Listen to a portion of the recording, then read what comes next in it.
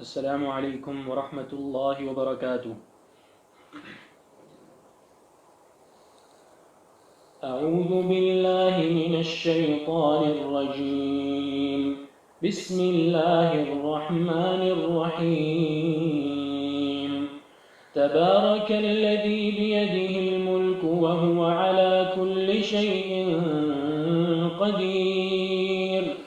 الذي خلق الموت والحياة ليبلوكم أيكم أحسن عملا وهو العزيز الغفور.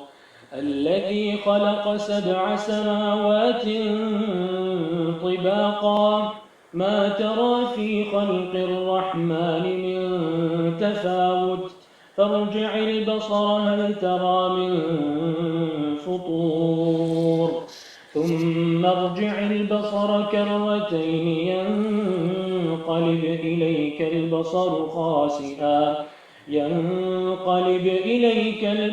خاسئا وهو حسير. ولقد زينا السماء الدنيا بمصابيح وجعلناها رجوما للشياطين وأعتدنا لهم عذاب السعير. وللذين كفروا بربهم عذاب جهنم وبئس المصير. إذا ألقوا فيها سمعوا لها شهيقا وهي تفور تكاد تميز من الغيظ كلما ألقي فيها فوج سألهم خزنتها ألم يأتكم نذير قالوا بلى قد جاءنا نذير فكذبنا وقلنا ما نزل الله من شيء إن أنتم إلا في ضلال كبير. وقالوا لو كنا نسمع أو نعقل ما كنا في أصحاب السعير فاعترفوا بذنبهم فسحقا لأصحاب السعير.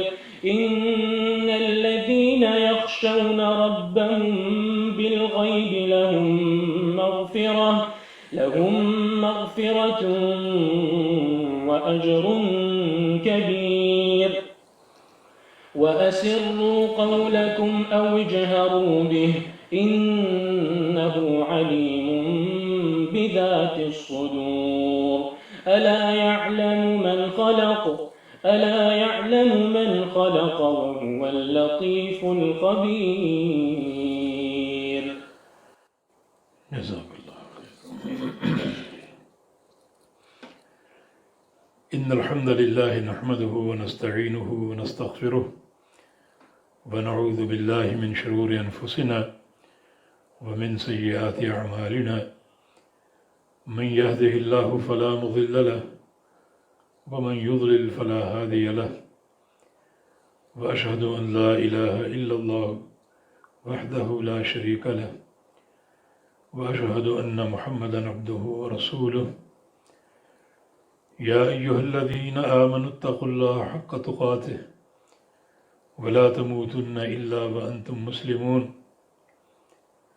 يا أيها الناس اتقوا ربكم الذي خلقكم من نفس واحدة وخلق منها زوجها وبث منهما رجالا كثيرا ونساء واتقوا الله الذي تساءلون به والأرحام إن الله كان عليكم رقيبا.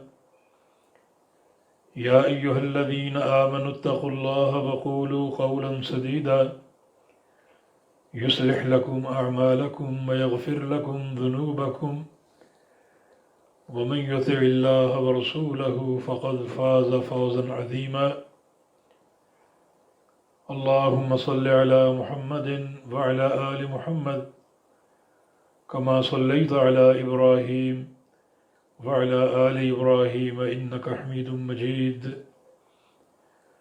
اللهم بارك على محمد وعلى آل محمد كما باركت على إبراهيم وعلى آل إبراهيم إنك حميد مجيد. سبحانك لا علم لنا إلا ما علمتنا إنك أنت العليم الحكيم. رب اشرح لي صدري ويسر لي أمري واحلل عقدة من لساني يفقه قولي.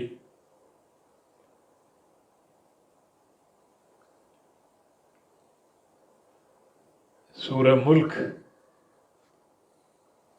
جس کے کچھ حصے کی تلاوت آپ نے سماعت فرمائی ہے، یہ سورہ مبارکہ پوری کی پوری مکہ مکرمہ میں نازل ہوئی تھی۔ مکہ مکرمہ میں نازل ہونے کا معنی یہ ہے کہ نبی علیہ السلام کے ہجرت مدینہ سے قبل یہ سورہ مبارکہ آپ پر اتری تھی۔ سورہ ملک کے بڑے فضائل احادیث میں وارد ہیں۔ چنانچہ ایک حدیث سنن اربع، صحیح ابن حبان، مستدرک حاکم وغیرہ کے اندر سیدنا ابو ہریرہ رضی اللہ تعالی عنہ کی روایت سے ہے، جس میں رسول اللہ صلی اللہ علیہ وسلم کا فرمان ہے کہ ان سورۃ فی القرآن 30 آیہ شفعت لصاحبها حتی غفر له۔ قرآن پاک کی ایک سورت ہے جس کی 30 آیتیں ہیں، اور یہ سورہ مبارکہ اپنے پڑھنے والے کے لیے قیامت کے دن سفارش کرے گی حتیٰ کہ اس کو بخش دیا جائے گا۔ تو یہ اس سورہ کی فضیلت ہے کہ جو بندہ کثرت سے یہ سورت پڑھے گا، یہ سورہ مبارکہ اس کی شفاعت کرے گی، اور اس وقت تک شفاعت کرتی رہے گی جب تک بندے کی بخشش نہ ہو جائے۔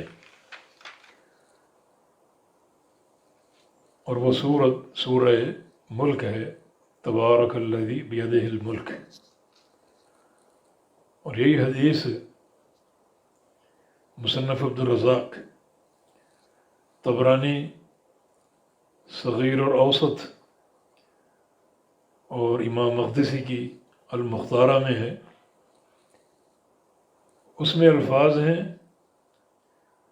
خاصمت عن صاحبها حتی ادخلتہ الجنہ، کہ یہ سورت اپنے پڑھنے والے کے لیے جھگڑے گی، اور اس وقت تک جھگڑا کرتی رہے گی جب تک اس کو جنت میں پہنچا نہ دے۔ تو ان حدیثوں کو جمع کریں تو یہ باتیں ہمارے سامنے آتی ہیں کہ سورہ ملک جو ہے یہ قیامت کے دن بندے کے لیے شفاعت کرے گی، اور سورہ ملک جو ہے یہ قیامت کے روز بندے کے لیے جھگڑے گی، اور سورہ ملک جو ہے یہ بندے کے گناہوں کی بخشش کا ذریعہ بنے گی، اور سورہ ملک جو ہے یہ بندے کے جنت کے داخلے کا سبب بنے گی۔ اس سورہ مبارکہ کو بار بار پڑھنا بلکہ زبانی یاد کر لینا بڑی اہمیت کا حامل ہے۔ ایک اثر مصنف عبدالرزاق وغیرہ میں ہے، اور امام بہقی شعب الایمان میں بھی اسے لائے ہیں، اور یہ اثر عبداللہ بن مسعود رضی اللہ عنہ پر موقوف ہے، اور علماء فرماتے ہیں کہ اس قسم کی حدیث حکماً مرفوع ہوتی ہے، کیونکہ صحابی کو ایسی بات کہے جس میں عقل یا رائے کی گنجائش نہ ہو اور مجال نہ ہو، تو پھر وہ حدیث جو ہے وہ مرفوع کے حکم میں ہوگی۔ اس حدیث میں یہ الفاظ ہیں کہ بندہ جب قبر میں دفن کیا جائے گا تو یؤتی الرجل فی قبرہ من قبل رجلیہ، تو ایک شخص کو قبر میں عذاب بھیجا جائے گا اس کے پاؤں کی طرف سے، یعنی فرشتہ اس پر حملہ آور ہوگا عذاب لے کر اس کے پاؤں کی طرف سے، تو پاؤں اس کو روکے گا کہ یہ بندہ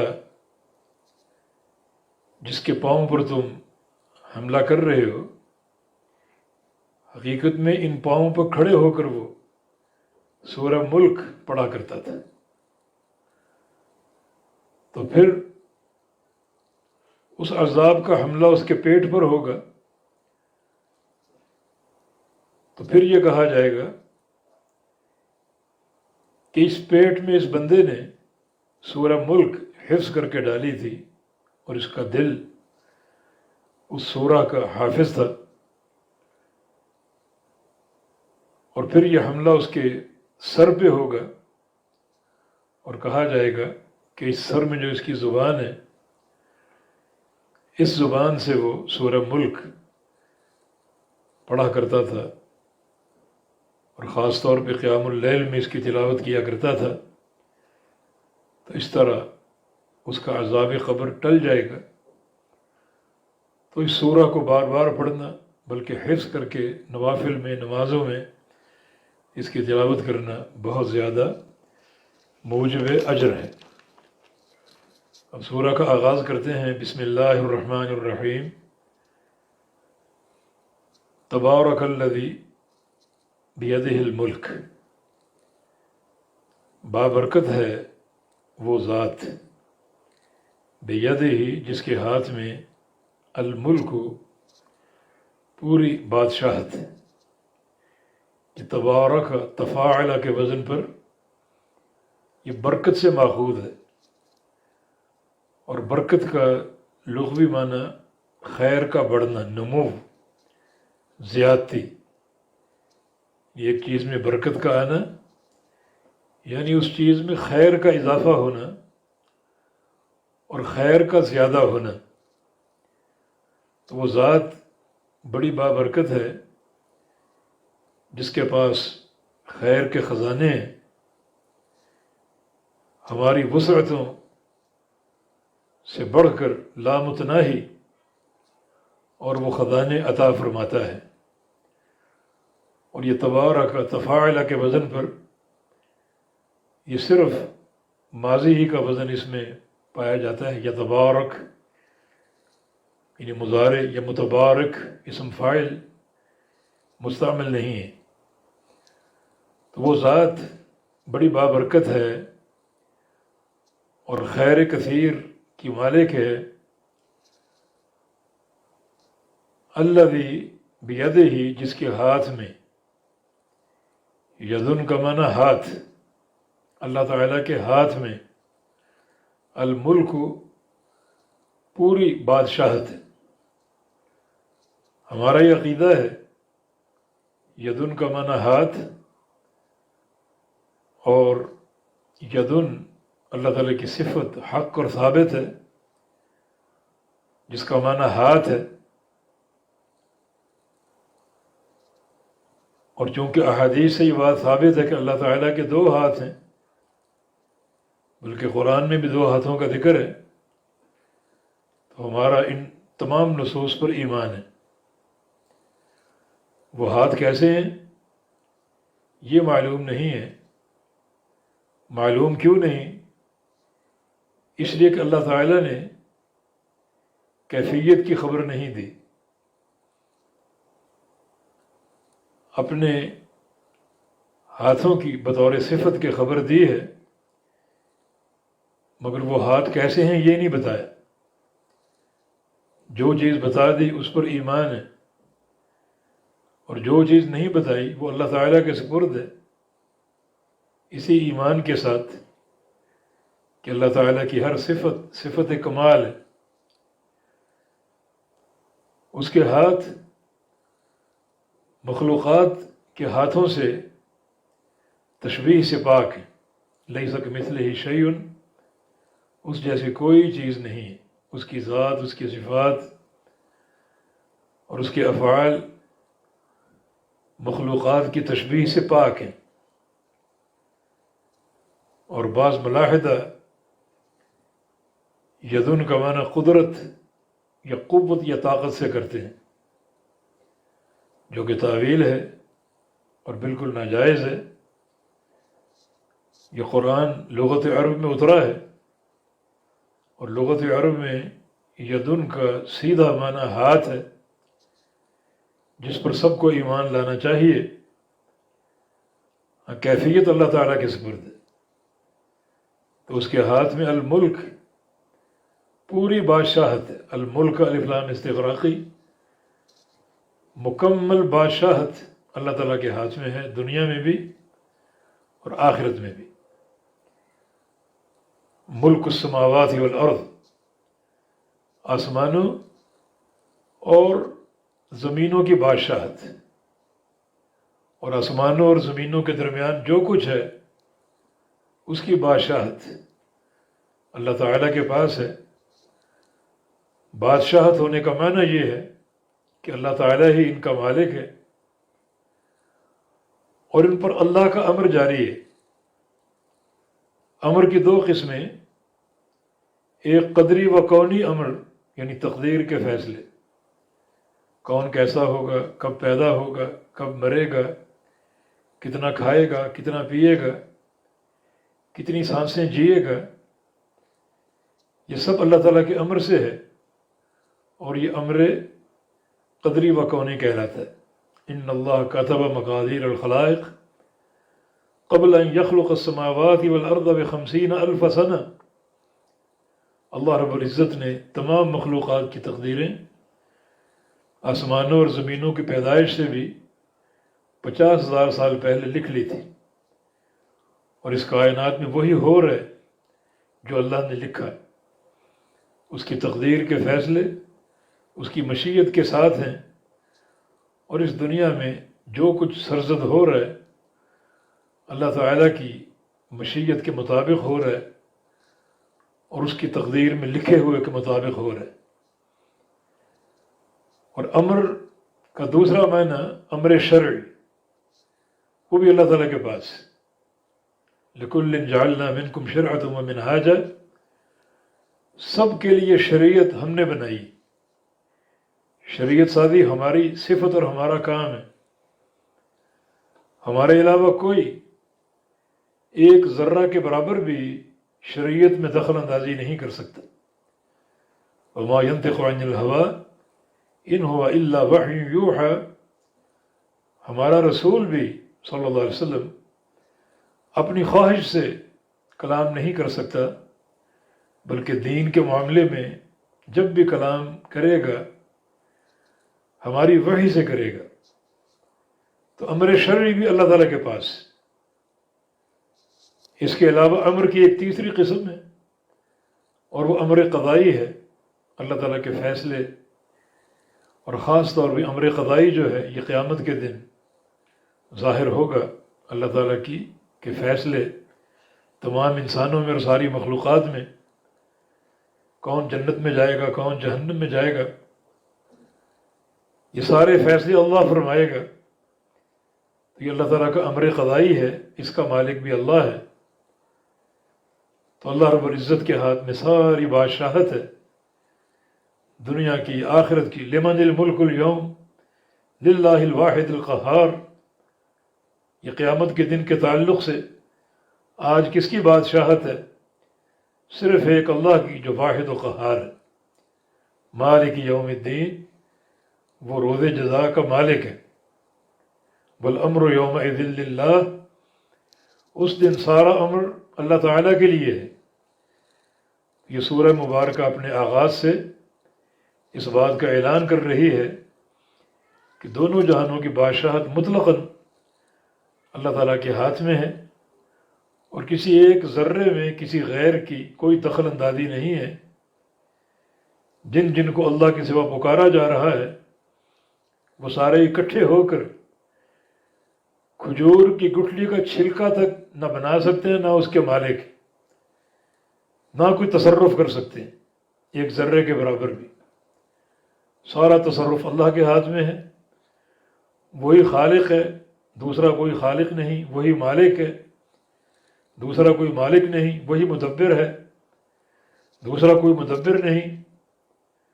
تو ایسا بادشاہ ہے جس نے اس کائنات کو بنایا اور وہ خود ہی کائنات کو چلانے والا ہے، بنا کر اس کائنات کے امور کو تقسیم نہیں کیا کہ فلاں فلاں لوگ فلاں فلاں کام کر لیں، سارا نظام اسی کے ہاتھ میں۔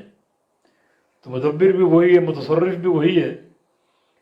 اس حقیقت کو ماننا پڑے گا، اور اس حقیقت کو ماننے کا جو ایک عملی اور اعتقادی فائدہ ہے وہ یہ ہے کہ جب اللہ تعالیٰ ہی مالک و مختار ہے تو جو کچھ ہو رہا ہے وہ اللہ کے امر سے ہو رہا ہے، تو جو بھی ہو رہا ہے اس کو تسلیم کرنا یہ حقیقی ایمان ہے، اور تقدیر کو ماننے کا اصل جو ہے یہ مفاد ہے کہ ہر اللہ تعالیٰ کے فیصلے پر راضی ہوا جائے، بظاہر وہ نقصان پر منتج کیوں نہ ہو۔ وہی اکیلا مالک اور مختار ہے پوری کائنات کا، اسی کا حکم قیامت کے دن چلے گا اور نافذ ہوگا۔ وَهُوَ عَلَى كُلِّ شَيْءٍ قدیر، اور وہی ہر شے پر بڑی قدرت رکھنے والا ہے۔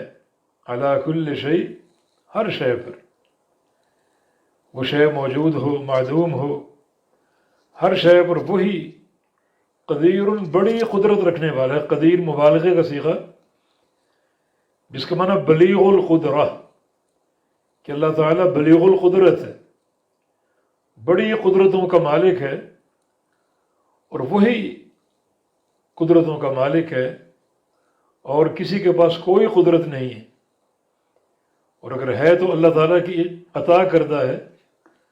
اللہ تعالیٰ چاہے تو وہ چھین لے، اور اگر بندہ کوئی کام کرتا بھی ہے تو وہ قدرت اس کام کی اللہ تعالیٰ کی دین اور اس کی عطا ہے۔ قرآن پاک میں قل هو القادر، جس کا معنی کہہ دو وہی قادر ہے، هو القادر۔ طلباء کے لیے یہ هو القادر مبتدا خبر ہے، اور دونوں معرفہ ہیں۔ مبتدا خبر جب دونوں معرفہ ہوں تو کلام میں تاکید پیدا ہوتی ہے، حصر پیدا ہوتا ہے، جس کا معنی اللہ تعالیٰ ہی قادر ہے، اللہ کے علاوہ کوئی قادر نہیں ہے۔ امام بخاری رحمہ اللہ کتاب التوحید میں یہ باب لائے ہیں، قل هو القادر، اور اس کے تحت جو حدیث ذکر کی وہ پورا اس آیت کریمہ کا ترجمہ ہے۔ وہ دعائے استخارہ فَإِنَّكَ تَقْدِرُ وَلَا أَقْدِرُ، یہ قل هو القادر کا ترجمہ ہے کہ تو ہی قادر ہے، میں قادر نہیں ہوں، یہ اللہ کے پیغمبر فرما رہے ہیں، اور دعائے استخارہ کی تعلیم دے رہے ہیں۔ اللہ تعالیٰ ہی قادر ہے اور کوئی قادر نہیں ہے۔ تو یہ قرآن کی آیت اور وہ حدیث دونوں کا ایک ہی ترجمہ ہے، جس سے واضح ہوتا ہے کہ قرآن اور حدیث دونوں کا ایک ہی مدلول ہے۔ جو بات قرآن کر رہے وہی بات حدیث کر رہی ہے، اور جو بات حدیث کر رہی ہے وہی بات قرآن کر رہا ہے، اور یہی چیز حدیث کے صدق کی ایک واضح دلیل ہے۔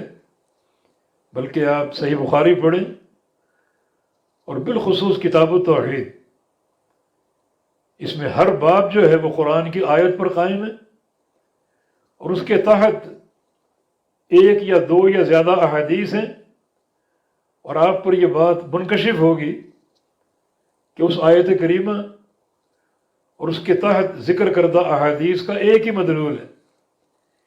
جو بات قرآن کر رہا ہے وہی حدیثیں کر رہی ہیں، جو کہ حدیث کی صداقت کی دلیل ہے۔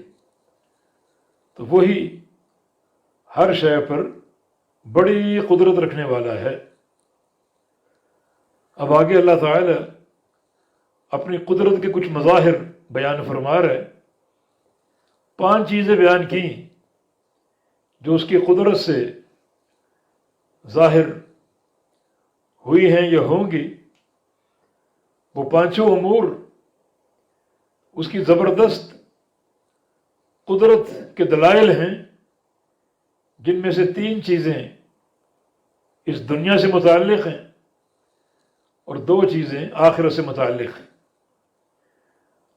فرمایا کہ وہ ذات ہر شے پر قادر ہے، اور اس کی قدرت کی ایک نشانی یہ ہے کہ الذی خلق الموت والحیات لیبلوکم ایکم احسن عملا، کہ وہ ذات خالق جس نے پیدا کیا الموت موت کو، والحیات اور حیات کو زندگی کو، موت و حیات کو پیدا کیا، یہ اس کی قدرت کی نشانی۔ لوگ پیدا بھی ہو رہے ہیں اور موت کی صورت میں مر بھی رہے ہیں، یہ پیدا ہونا اور مرنا اللہ کے امر سے ہے اور اس کی قدرت سے ہے، جن پر اللہ تعالیٰ ہی قادر ہے اور کسی کی کوئی قدرت نہیں ہے۔ موت اور حیات کا خالق اللہ تعالیٰ ہے۔ حیات کا معنی بدن کا روح سے تعلق الروح بالجسم، جب تک یہ روح جسم کے ساتھ ہے اور یہ تعلق قائم ہے، اس وقت تک حیات اور زندگی موجود ہے، اور جب جسم اور روح کا تعلق ٹوٹ جائے،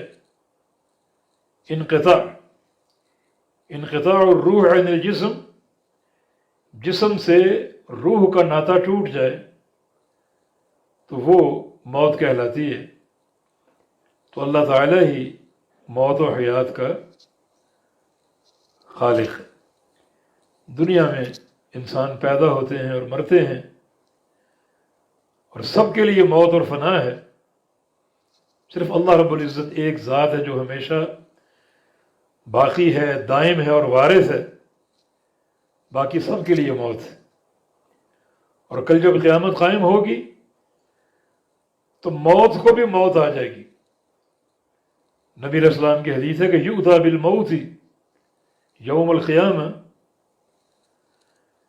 فی صورت کبش املح، کہ قیامت کے دن موت کو لایا جائے گا ایک مینڈے کی شکل میں، ایک دمبے کی شکل میں، فیصبح علی الصراط، اور اس کو پلے صراط پہ رکھ کے ذبح کر دیا جائے گا۔ اللہ تعالیٰ اہل جنت اور اہل جہنم کو پکارے گا۔ جب سارے اس فرمان کو سن کر دیکھیں گے، جھانکیں گے، تو ان سب کے سامنے اللہ رب العزت اس مینڈے کو ذبح کر دے گا اور پوچھے گا کیا تم جانتے ہو میں نے کس چیز کو ذبح کیا؟ سب کہیں گے اللہ تعالیٰ بہتر جانتا ہے۔ تو اللہ تعالیٰ فرمائے گا کہ ذبحت الموت، میں نے موت کو ذبح کر دیا۔ اب جب موت ذبح ہو گئی تو یہ کسی پر قائم نہیں ہوگی، خلود لا موت، اب ہمیشگی ہے۔ جو جنت میں ہے اس کے لیے جنت کی ہمیشگی، اور جو جہنم میں ہے اس کے لیے جہنم کی ہمیشگی، اب کوئی موت نہیں۔ یہ موت بھی اللہ تعالیٰ کی قدرت کی ایک نشانی، جس کو قیامت کے دن ذبح کر کے ختم کر دیا جائے گا۔ تو الذی خلق الموت والحیات لیبلوکم، بھلا اللہ تعالیٰ نے موت و حیات کیوں پیدا کیے؟ تاکہ تمہیں آزمائے، تمہارا امتحان لے۔ اے لیختبرکم، تمہارا امتحان لے۔ امتحان اللہ تعالیٰ لے گا، ویسے تو وہ ہر شے جانتا ہے، علمہ محیط بکل شیء،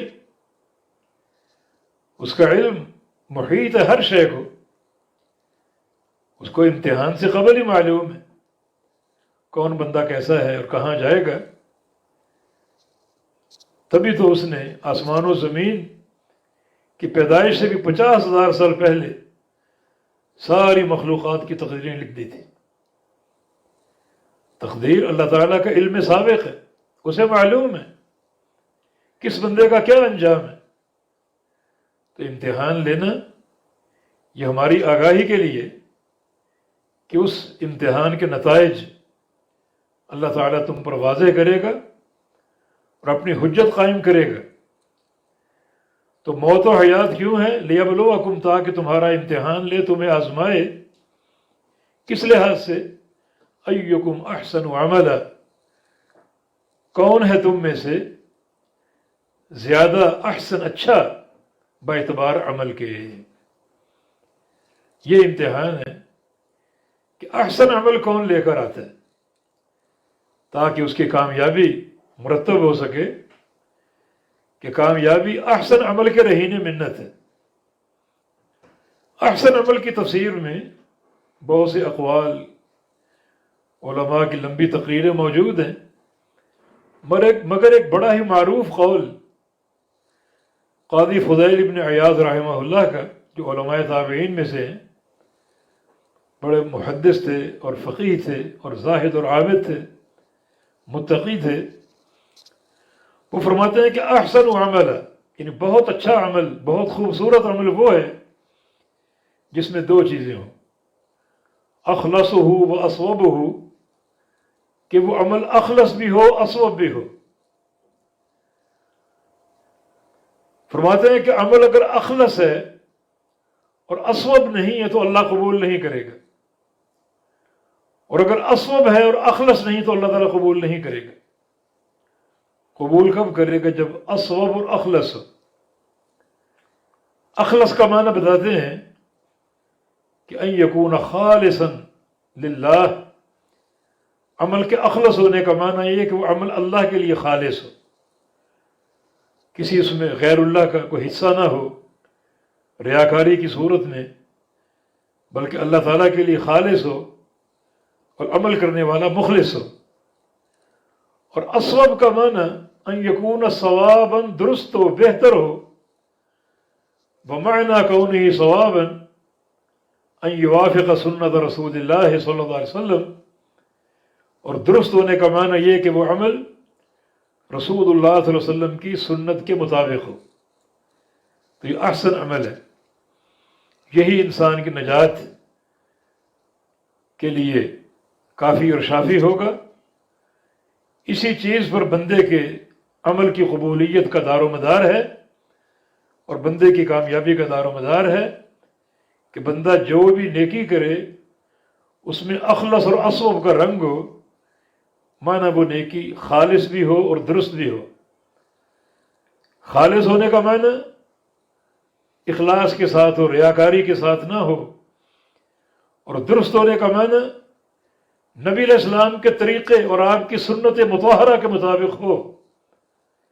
یہ نہ ہو کہ اس عمل میں باپ دادا، قوم برادری یا ذاتی پیروں مرشدوں کے اعمال اور رواجات کا تتبع کیا جائے، تو وہ نیکیاں بیکار محض ہیں جن کا کوئی فائدہ نہ ہوگا۔ تو زندگی اور موت اللہ تعالیٰ کی عطا کردہ ہے۔ زندگی کیوں دی؟ تاکہ زندگی میں تم احسن عمل کرو جس میں خالص ہونے اور سنت کے مطابق ہونے کا رنگ ہو۔ پھر موت کیوں دی؟ تاکہ موت کے بعد اسی عمل کے اخلاص اور سنت کی مطابقت کا تم سے امتحان لیا جائے، ان اعمال کو چیک کیا جائے کہ کس کی نیکیاں ان دو معیاروں پر قائم ہیں اور کس کی نیکیاں ان دونوں معیاروں سے خالی ہیں۔ اگر ایک معیار بھی ہوا، دوسرا موجود نہ ہوا، تو وہ عمل قطعاً قابل قبول نہ ہوگا۔ ضروری ہے کہ وہ نیکی اللہ کی رضا کے لیے خالص بھی ہو اور نبی علیہ السلام کی سنت کے مطابق بھی ہو۔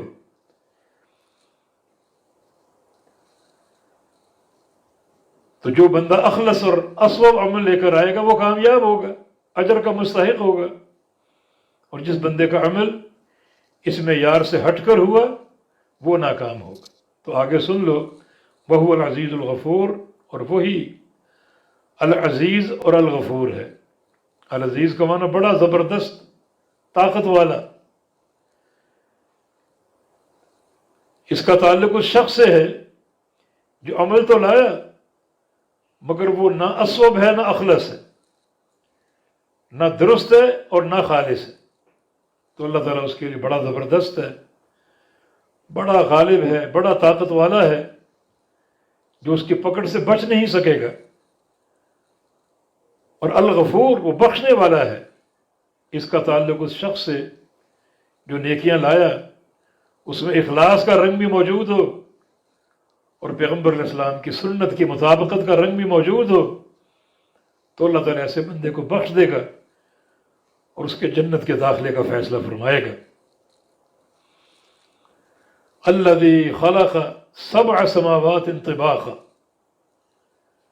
وہ ذات، یہ الذی محل رفع میں، یہ پیچھے العزیز الغفور کی صفت ہے۔ یہ الذی، تو وہ ذات، خلق، جس نے پیدا کیا، سبع سماوات، ساتوں آسمانوں کو، طباقا، پے در پے، اوپر تلے، ایک آسمان پھر اوپر دوسرا، پھر اوپر تیسرا۔ اس طرح اللہ رب العزت نے ساتوں آسمان پیدا کیے، کل سماء مقببۃ علی الاخری، ان ہر آسمان دوسرے آسمان پر قبے کی مانند ہے۔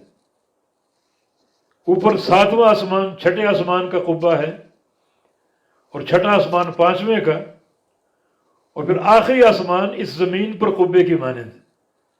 تو اس طرح اوپر تلے یہ آسمان اللہ تعالیٰ نے پیدا کیے۔ یہ اس کے قدیر ہونے کی دوسری دلیل۔ پہلی دلیل گزر گئی کہ وہ موت و حیات کا خالق ہے، اور دوسری دلیل یہ دیکھو، اپنے اوپر سر اٹھا کے دیکھو آسمانوں کی تخلیق کو، اور یہ ایک آسمان نہیں بلکہ 7 ہیں، اور باہم اوپر تلے یہ قائم ہیں 7 آسمان۔ الذی خلق سبع سماوات طباقا، یہ طباقا منصوب، یہ سبع کی صفت ہے۔ 7 آسمان جو اوپر تلے قائم ہیں، اللہ تعالیٰ نے پیدا کیے۔ ما تری فی خلق الرحمن من تفاوت، تم نہیں دیکھو گے، یہ خطاب رسول اللہ صلی اللہ علیہ وسلم سے، نہیں دیکھو گے تم فی خلق الرحمن، رحمان کی اس پیدائش میں، تخلیق میں، من تفاوت، کوئی خلل، کوئی کمی یا کوئی کجی، ان 7 آسمان ہیں، اور تم دیکھو، اور کسی آسمان میں آپ کو کوئی کجی نظر نہیں آئے گی۔ سوال یہ کہ ہمیں تو صرف پہلا آسمان نظر آتا ہے، تو باقی 6 تو نظر نہیں آتے۔ جواب یہ کہ سب نظر آتے ہیں، آسمان شفاف ہیں، اور ہر آسمان کو نیچے سے دیکھنے والا اسے دوسرا آسمان بھی دکھائی دے گا، تیسرا بھی، چوتھا بھی، کیونکہ 7 آسمان شفاف ہیں، کوئی غلیظ نہیں ہے کہ ایک آسمان اگر نظر آئے تو باقی آسمان ڈھک جائیں، بلکہ انتہائی شفاف ہیں۔ تو آپ دیکھیں، آپ کو رحمان کی اس پیدائش میں، اس پیدا کرنے میں کوئی خلل، کوئی کجی نظر نہیں آئے گی۔ تفاوت کا معنی اعوجاج، یہ نقص، یہ فوت سے ماخوذ ہے۔ فوت، جب کوئی مرتا ہے تو کہتے ہیں فلاں فوت ہو گیا، تو فوت ہونے کا معنی اس میں ایک بندے کی کمی ہو گئی۔ تو تفاوت کا معنی کوئی کمی بیشی یا کوئی ناہموار چیز یا کوئی نقص یا کوئی خلل یا کوئی کجی آپ کو دکھائی نہیں دے گی ان 7 آسمانوں میں۔ فرجع البصر، لوٹاؤ اپنی نگاہوں کو، فرجع البصر، اپنی نگاہ کو لوٹاؤ اوپر آسمانوں کی طرف۔ هل ترى من فطور، کیا تم دیکھتے ہو کوئی بھی خلل یا شگاف؟ فطور یہ فطر سے ہے، اور فطر کا معنی شق، شگاف ایک چیز میں، ایک چیز کٹ جائے اور اس میں خالی جگہ نظر آئے، تو آپ اپنی نگاہ دوڑائیں، لوٹائیں، دوبارہ دیکھیں، آپ کو کوئی شگاف نظر آئے گا ان آسمانوں میں؟ ثم ارجع البصر، پھر لوٹاؤ اپنی نگاہ کو، دوبارہ نظر دوڑاؤ، کرتین، یکے بعد دیگرے، بار بار، پھر دیکھو اور پھر دیکھو۔ یہ کرتین جو ہے اگرچہ بظاہر تثنیہ کا صیغہ ہے، مگر اس سے مراد کثرت ہے، بار بار دیکھو، ایک بار دیکھو، پھر دوبارہ دیکھو، پھر دوبارہ دیکھو، چاہے 100 بار دیکھ لو۔ یہ کرتین تثنیہ کا صیغہ، مراد کثرت، جیسے لبیک اور سعدیک، یہ دونوں تثنیہ ہیں، مگر اس میں کثرت کا معنی، لبیک کا معنی بار بار حاضر ہونا، اور سعدیک کا معنی بار بار کی حاضری سے سعادت کو طلب کرنا اور سعادت کو کشید کرنا اور حاصل کرنا۔ تو کرتین تثنیہ کا صیغہ ہے، مگر مراد جو ہے وہ کثرت، کہ آپ لوٹائیں اپنی نظروں کو اور بار بار لوٹائیں، آسمانوں کی طرف دوڑائیں۔ ینقلب الیک البصر خاسئا، لوٹ آئے گی آپ کی طرف آپ کی نگاہ، آپ کی نظر، خاسئا، بالکل ذلیل ہو کر، اور کوئی شگاف تلاش نہیں کر سکے گی، بہو حسیر، اور وہ تھک چکی ہوگی، اور وہ تھک چکی ہوگی، یعنی لمبا عرصہ دیکھنے سے اور بار بار دیکھنے سے۔ یعنی آپ پیچھے سے پڑھتے آئیں تو یعنی کم از کم 4 دفعہ قرآن نے دیکھنے کا حکم دیا کہ آسمانوں کو دیکھو، پھر دیکھو، پھر دیکھو، پھر دیکھو، اور بار بار دیکھتے ہی جاؤ، دیکھتے جاؤ، ایک عرصہ کھڑے رہو اور نظریں دوڑاؤ، چاروں طرف دوڑاؤ، دیکھو، آپ کی نظریں تھک جائیں گی اور آپ کو ان آسمانوں میں کوئی شگاف، کوئی کمی، کوئی خلل، کوئی کجی نظر نہیں آئے گی۔ تو یہ اللہ تعالیٰ کی قدرت کاملہ کی دلیل، یہ 2 دلائل ہو گئے اللہ تعالیٰ کی قدرت کے۔ آگے تیسری نشانی اس کی قدرت کی، وَلَقَدْ زَيَّنَّا السَّمَاءَ الدُّنْيَا بِمَصَابِيحَ وَجَعَلْنَاهَا رُجُومًا لِلشَّيَاطِينِ وَأَعْتَدْنَا لَهُمْ عَذَابَ السَّعِيرِ۔ اور تحقیق، یہ لقد، یہ لام برائے تاکید، اور قد بھی حرف تحقیق ہے، یعنی یہ دوہری تاکید ہے۔ البتہ تحقیق، زینا، سجا دیا ہم نے، زینا زینت سے، سجا دینا، مزین کر دینا،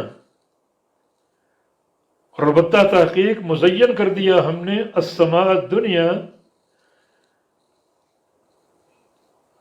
آسمان دنیا کو، آسمان دنیا کو، السماء الدنیا، یہ دنیا ادنا سے ہے، اور ادنا بولتے ہیں قریب تر چیز کو۔ جو 7واں آسمان ہے، ان آسمانوں میں سے پہلا آسمان زمین کے قریب تر ہے، اس لیے اس کو آسمان دنیا یا السماء الدنیا کہا جاتا ہے، کہ وہ آسمان جو زمین کے سب سے قریب ہے، آسمان دنیا۔ اور البتہ تحقیق ہم نے سجا دیا سب سے قریب آسمان کو بمصابیح، چراغوں کے ساتھ۔ مصابیح، مصباح کی جمع چراغ، اور مراد ستارے۔ ہم نے سجا دیا آسمان دنیا کو ستاروں کے ساتھ، مزین کر دیا۔ یہ ہماری قدرت کاملہ کی ایک اور نشانی، کہ ہم نے ستارے بنائے ان گنت، لا تعداد، اور ان ستاروں سے ہم نے آسمان دنیا کو مزین کر دیا، سجا دیا۔ وَجَعَلْنَاهَا رُجُومًا لِلشَّيَاطِينِ، اور ہم نے کر دیا ان کو یا بنا دیا ان کو رجومن، رجوم، یہ رجوم رجم کی جمع، رجم سے مراد وہ چیز جو کسی چیز پر پھینکی جائے اور ماری جائے، راجم پھینکنے والا اور مرجوم جس پر پھینکی جائے۔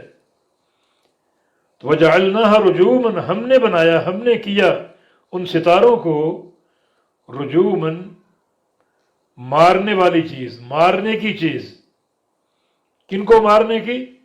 للشیاطین، شیطانوں کو۔ شیاطین شیطان کی جمع، اور شیطان شطن سے ماخوذ ہے، اور شطن کا معنی بعد، دور ہونا، چونکہ شیطان کو اللہ تعالیٰ کی رحمت سے اور جنت سے دور کر دیا گیا ہمیشہ کے لیے، اس لیے اس کو شیطان کہا گیا۔ تو ہم نے ان ستاروں کو بنایا رجوم، مارنے کی چیز۔ کن کو مارنے کی؟ شیاطین کو۔ ان ستارے جو ہیں وہ ہم شیطانوں پر مارتے ہیں، شیطانوں پر مارتے ہیں ان ستاروں کو۔ اصل یہاں مخصوص قسم کے ستارے مراد ہیں جن میں سے شہاب ثاقب نکلتے ہیں اور وہ شیطانوں پر برستے ہیں۔ یہ وہ شیاطین ہیں جو آسمانوں پر آنے کی کوشش کرتے ہیں اور آسمانوں کی خبریں اچکنے کی کوشش کرتے ہیں۔ دراصل عیسیٰ علیہ السلام کے بعد فترت الرسل کا دور ہے، 600 سال کوئی نبی نہیں آیا، اور دنیا عجیب جہالت اور گمراہی کا شکار ہو چکی تھی۔ تو شیطان کی تو روز اول سے کوشش ہے انسانوں کو گمراہ کرنے کی۔ تو اس وقت یہ کاہن قسم کے لوگ زمینوں پر بیٹھتے اور لوگوں کو غیب کی خبریں بتاتے، اس طرح ان کے ایمان لوٹتے اور ان کا پیسہ بھی لوٹتے۔ تو ان کاہنوں سے شیطانوں کی دوستی تھی، چنانچہ شیاطین کوشش کرتے اوپر جانے کی اور اوپر سے خبریں اچکنے کی۔ وہ حدیث میں آتا ہے نا، جب اللہ تعالیٰ کو فیصلہ فرماتا ہے فرشتے بے ہوش ہو جاتے ہیں، اللہ تعالیٰ کے فیصلے کے تصور کے خوف سے، پھر آہستہ آہستہ ہوش آتی ہے سب سے پہلے جبریل امین کو، اور پھر فرشتے پوچھتے ہیں کہ اللہ نے کیا فیصلہ کیا، تو ان فیصلوں کی آگاہی فرشتوں کو دی جاتی۔ تو بعض اوقات شیاطین کو ایک آدھ جملہ سننے میں کامیاب ہو جاتے اور وہ اپنے کاہن دوستوں کے پاس آتے، انسان جو نیچے بیٹھے ہوتے کاہن اور نجومی، انہیں وہ خبر آ کے بتاتے، اور وہ اس ایک خبر میں 100 جھوٹ ملا کر لوگوں کو بتاتے۔ اگر وہ 100 کے 100 جھوٹ ثابت ہوتے تو ایک خبر تو سچی ہوتی جو وہ آسمان سے لے کر آتے، اور اسی کو نجومی اور کاہن حجت بناتے کہ ہم نے فلاں دن جو بات کی تھی وہ سچی ثابت ہوئی، اور لوگوں کو یوں لوٹتے اور گمراہ کرتے۔ تو یہ سلسلہ چلتا رہا تاہاں کہ نبی علیہ السلام کے بعثت کا دور آ گیا، تو اللہ رب العزت نے یہ تھوڑی بہت خبریں جو ان جنوں اور شیاطین کے ذریعے نیچے پہنچتی تھیں، ان کا سلسلہ بند کر دیا۔ اب اگر کوئی شیطان اوپر جاتا تو اللہ تعالیٰ نے ان ستاروں سے شہاب، شعلے نکالے، پیدا کیے، جو ان پر حملہ کرتے اور ان کو جلا کر خاکستر کر دیتے اور زمین تک پہنچنے نہ دیتے۔ یہ اشارہ ہے وجعلنا رجوما للشیاطین، اور ہم نے بنایا ان ستاروں کو شیاطین کو مارنے کی چیز، رجم کی جمع۔ تو اب وہ شیاطین اگر جاتے ہیں تو یہ ستارے ان سے شہاب ثاقب نکلتے اور پھوٹتے ہیں، اور وہ شیطانوں پر حملہ کر کے ان کو جلا دیتے ہیں۔ یہاں ایک اعتراض اور بھی ہے کہ یہ شیاطین اور جن تو آگ سے پیدا کیے گئے، اور وہ جو شعلے ہیں وہ بھی آگ ہے، تو آگ بھلا آگ کو کیسے جلائے گی؟ وہ بھی آگ اور یہ بھی آگ ہے، اس کا جواب یہ ہے کہ آگ کی کئی صورتیں ہیں، کئی قسمیں ہیں، کوئی آگ ہلکی، کوئی اس سے سخت، کوئی اس سے سخت۔ جو سب سے اقوی اور اشد آگ ہوگی، سب سے سخت ہوگی، وہ ہلکی آگ کو جلا دے گی۔ تو اگرچہ جنوں اور شیاطین کی تخلیق آگ سے ہے، مگر ان کی آگ جو ہے وہ شہاب ثاقب کی آگ کے مقابلے میں ہلکی ہے، اور شہاب ثاقب کا شعلہ اور اس کی آگ یہ جنوں اور شیاطین کی آگ سے سخت اور شدید ہے، لہذا ان کو جلا دے گی۔ اور جہنم کی آگ سب سے سخت ہوگی اور سب سے شدید ہوگی، جو ہر شے پر چھا جائے گی اور ہر شے کو جلا دے گی۔ تو یہاں ستاروں کے دو کام بیان ہوئے، ایک یہ ستارے آسمانوں کی زینت ہیں، اور دوسرا ان ستاروں سے شہاب ثاقب کا کام بھی لیا جاتا ہے، اور ان سے شعلے پھوٹتے ہیں جو شیاطین کو جلاتے ہیں۔ تیسرا ایک کام اور بھی قرآن نے بیان کیا ستاروں کے تعلق سے، وعلامات وبالنجم هم يهتدون، کہ ان ستاروں سے لوگ راستے معلوم کرتے ہیں۔ بر و بحر میں جو لوگ سمندر میں سفر کرتے ہیں، وہ ستاروں کے ان مقامات اور منزلوں کے تعلق سے اپنے سفر کی سمتوں کا تعین کرتے ہیں، اور جو کسی چٹیل میدانوں وغیرہ میں سفر کرتے ہیں ان کا رہنما بھی یہ ستارے ہی ہوتے ہیں۔ یہ ستاروں کے مقامات اور منازل تو ان اوقات کے لحاظ سے، ان کے مقامات وجود کے لحاظ سے لوگ اپنی منزلوں کا تعین کرتے ہیں، تو یہ بھی ان ستاروں کی تخلیق کا ایک مقصد ہے۔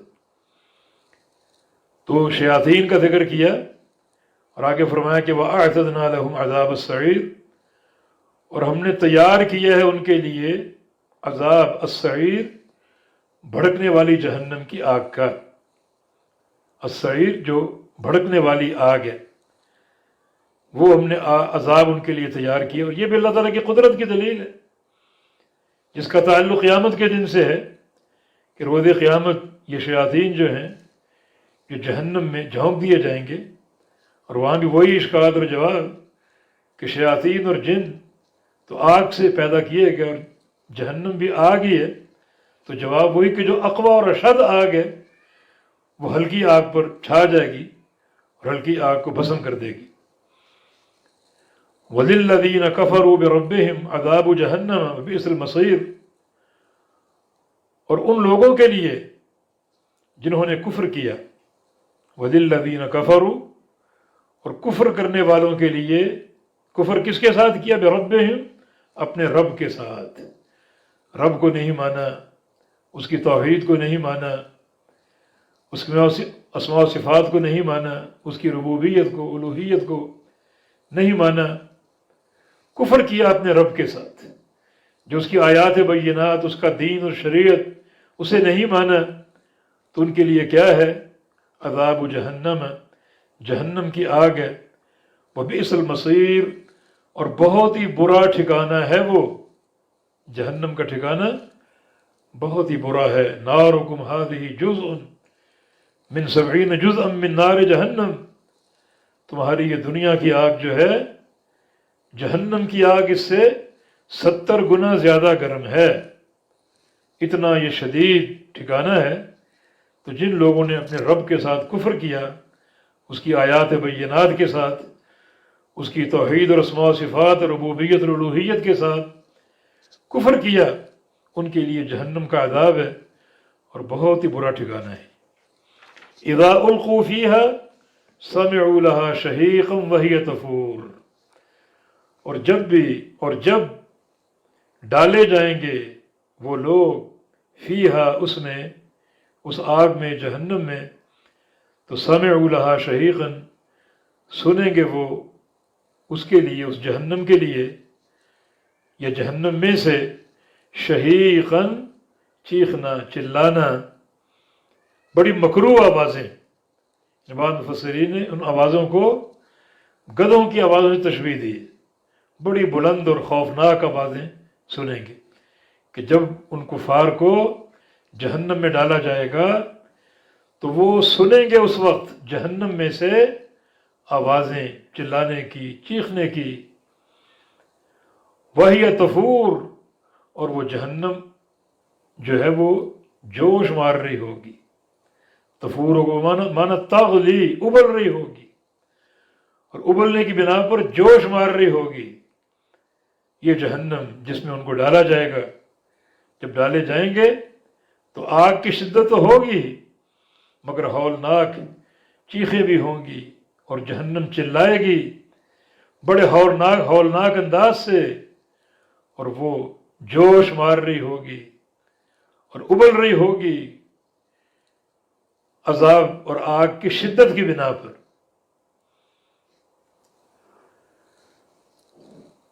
تکاد تمیز من الغیظ، قریب ہے تمیز، اصل میں تتمیز، کہ وہ جہنم پھٹ جائے گی من الغیظ، غصے کی وجہ سے، غضب کی وجہ سے. یہ من سببیہ، بسبب غصے کے جہنم پھٹ جائے. جب اس میں ڈالے جائیں گے، پھینکے جائیں گے، تو جہنم کا غلیان اور اس کا جوش مارنا اور اس کی یہ چیخیں اور اس کا بلند آواز سے دھاڑنا اور چلانا، لگے گا کہ ابھی یہ غصے کی بنا پر پھٹ جائے گی، اور اس کا جو عذاب اور آگ وہ بکھر جائے گا، ہر طرف پھیل جائے گا. اس قدر یہ ہولناک عذاب ہے.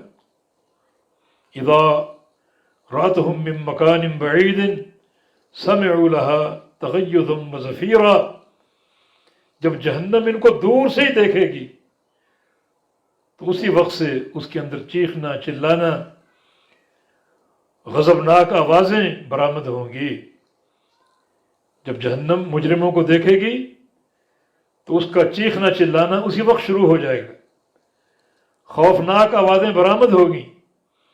اور جب ان کو اٹھا کر جہنم میں ڈالا جائے گا تو اس میں اور شدت پیدا ہوگی، اور محسوس ہوگا، لگے گا کہ ابھی جہنم پھٹ جائے گی شدت غضب کی بنا پر. کلما القی فیہا فوج سألہم خزنتہا الم یأتکم نذیر، جب بھی ڈالا جائے گا فیہا، اس جہنم میں، فوج، کسی جماعت کو، جب بھی ڈالا جائے گا فیہا، اس جہنم میں، فوج، کسی بھی جماعت کو، یعنی جہنم میں لوگ گروہ در گروہ اور جماعت در جماعت داخل کیے جائیں گے. یعنی فردن فردن نہیں، بلکہ لوگ جماعتوں، ٹکڑیوں کی صورت میں اور گروہوں کی صورت میں داخل کیے جائیں گے. غالباً وہ حدیث اس کی تشریح کر سکتی ہے. اللہ تعالیٰ قیامت کے دن آدم علیہ السلام سے فرمائے گا ابعث بعث النار، کہ آدم جہنم کا گروہ نکالو اور تیار کرو. تو آدم علیہ السلام عرض کریں کہ ما بعث النار یا رب، یا اللہ جہنم کا گروہ کیا ہے؟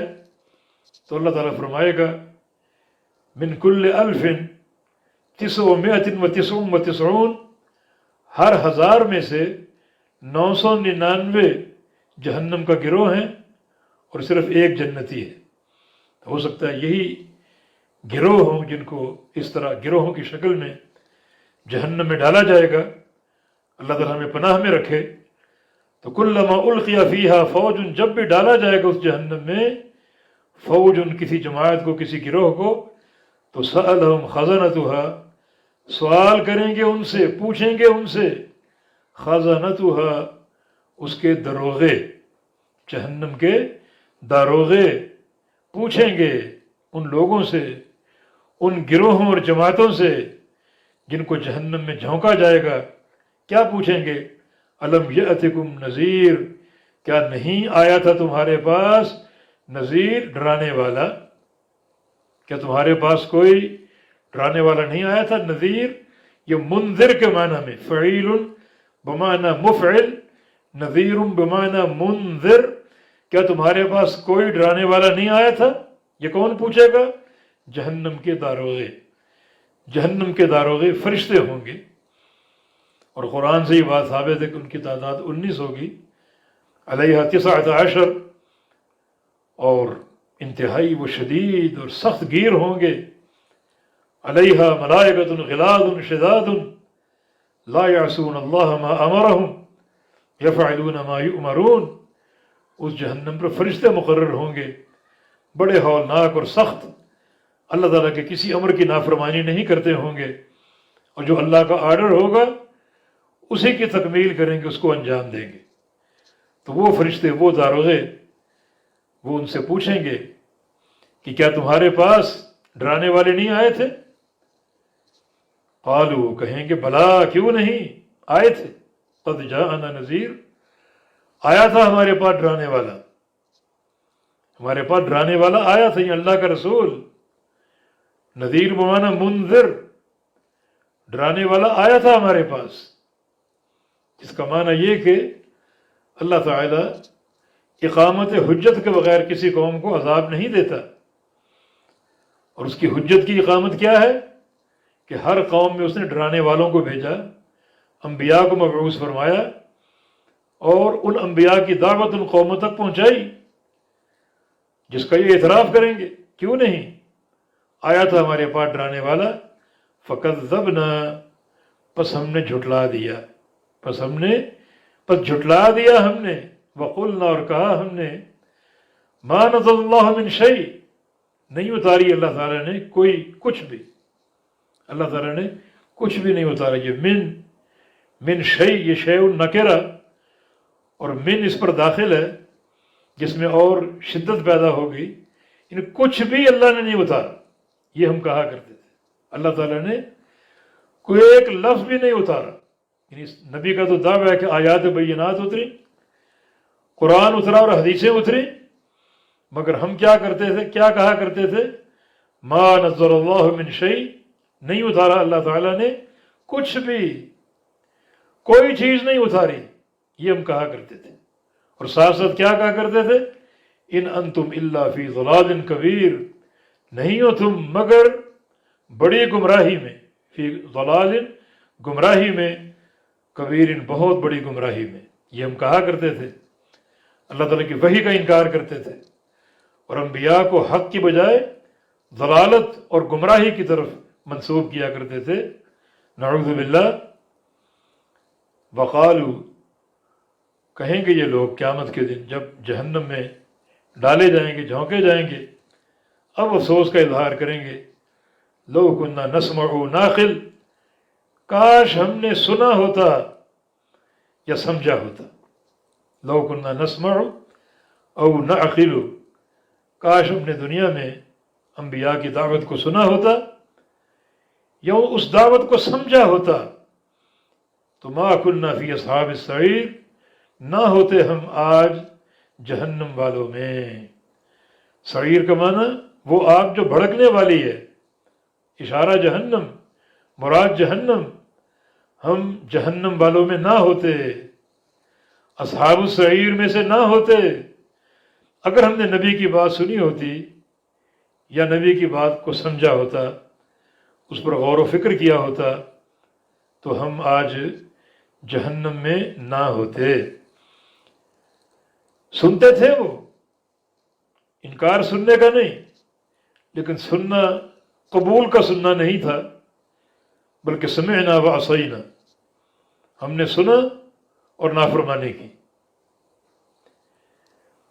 تو آج بھی جو لوگ سنتے ہیں ان اسلام کے دعوے کے باوجود اور نہیں مانتے، ان میں تشبہ ان کفار کے ساتھ، ان کفار بھی سنتے تھے مگر وہ سماع قبول نہ تھا، وہ سماع عصیان تھا، نافرمانی کا سننا تھا، سمعنا وعصینا۔ جو مؤمنین صادقین ہیں وہ سمعنا واطعنا کہتے ہیں، ہم نے سن لیا اور اطاعت کر لی، آمنا وصدقنا، ایمان لائے اور سچا جانا، ہم نے سچا سمجھا، ہم نے عمل کے جذبے سے قبول کر لیا۔ تو ایک قول سمعنا وعصینا کا یہ کفار کا تھا، اور ایک قول سمعنا واطعنا کا یہ اہل ایمان کا۔ تو آج جو بندہ بھی شریعت کو سنے گا، آیات بینات کو سنے گا، اللہ کے رسول کے فرامین کو سنے گا، اگر نہیں مانے گا، نافرمانی کرے گا، تو اس کا تشبہ کفار کے ساتھ ہے، اور جو بندہ سمعنا واطعنا کہے گا اس کا تشبہ اہل ایمان کے ساتھ ہے۔ تو انہوں نے کہا کاش ہم نے سنا ہوتا یا سمجھا ہوتا. تو سنا ضرور انہوں نے، لیکن سننا نافرمانی کا سننا تھا، سننا تھا لیکن قبول کا جذبہ نہیں تھا، نافرمانی کا سننا تھا. آج اس کا وہ اقرار کریں گے. یا ہم نے سمجھا بھی نہیں، سمجھنے کی کوشش نہیں کی. آج یہ بھی اقرار کریں گے. چنانچہ فاعترفوا بذنبہم، اپنے گناہ کا اعتراف کر لیں گے. فاعترفوا، پس وہ اقرار کر لیں گے. اعترفوا بمعنی اقروا، اقرار کر لیں گے، اعتراف کر لیں گے. بذنبہم، اپنے گناہ کا. فسحقا لاصحاب السعیر، پس دوری ہو اصحاب سعیر کے لیے، جہنم والوں کے لیے. یہ سحقا بمعنی بعدن، یہ منصوب ہے، اس کا عامل محذوف ہے. ان الزمہم اللہ سحقا، اللہ نے دوری ان پر لازم قرار دے دی. یہ اصحقہم سحقا، اللہ نے ان کو دور کر دیا، دوری ہو ان کے لیے. یہ دوری ہونے کا معنی دھتکارنا، اور دھتکارنے میں لعنت ہوتی ہے اللہ تعالیٰ کی طرف سے. تو اس سحقا، اس کے معنی میں دور کرنا، دھتکارنا، لعنت کا مستحق قرار دینا. کن کو؟ اصحاب السعیر، ان جہنم والوں کے لیے، اس بھڑکتی آگ والوں کے لیے. کیا ہے؟ دوری، لعنت اور دھتکارنا اللہ تعالیٰ کی رحمت سے اور جنت سے. آگے اللہ تعالیٰ کی قدرت کاملہ کی ایک اور نشانی جو قیامت کے دن کے لیے ہے کہ ان الذین یخشون ربہم بالغیب لہم مغفرۃ واجر کبیر، بے شک وہ لوگ جو ڈرتے ہیں اپنے رب سے، بالغیب، غیب سے، غائبانہ ڈرتے ہیں اپنے رب سے.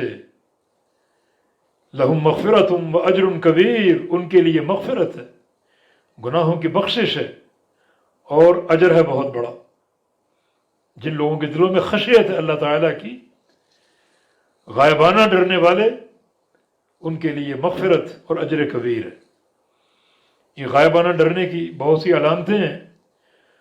یعنی یہ غائبانہ ڈرنا کسی دعوے سے ثابت نہیں ہوتا، بلکہ اس کے لیے دلائل چاہیے.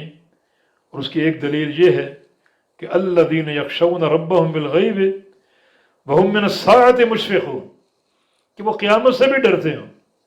جن لوگوں کے دلوں میں اللہ کا خوف ہے اور اللہ کے خوف کے دعوے دار ہیں، تو اس دعوے کی تصدیق یہ کہ وہ قیامت کو پڑھتے ہوں، قیامت کو جانتے ہوں، قیامت سے ڈرتے ہوں، اور قیامت کی نجات کے بارے میں سوچ و بچار کرتے ہوں، شریعت کی ہدایات سنتے اور لیتے ہوں، عذاب سے بچاؤ کی صورتیں معلوم کرتے ہوں، ان کو اپنانے والے ہوں.